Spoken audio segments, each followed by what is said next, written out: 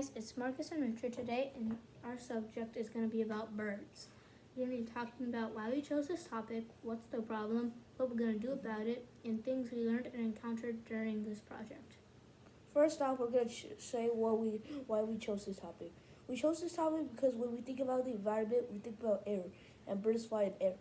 Also, a lot of birds a lot of species of birds are in danger, and less types of birds are flying in the air.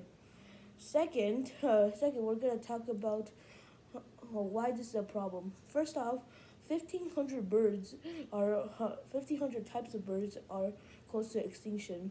That's because humans cut down trees, which leads to habitat loss, and build buildings, which birds crash into, leading to death.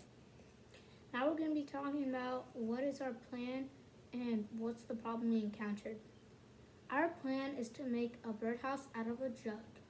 We're going to record this with a chart, and every time we see a bird going into the jug, we're going to record it to see how many birds we can help.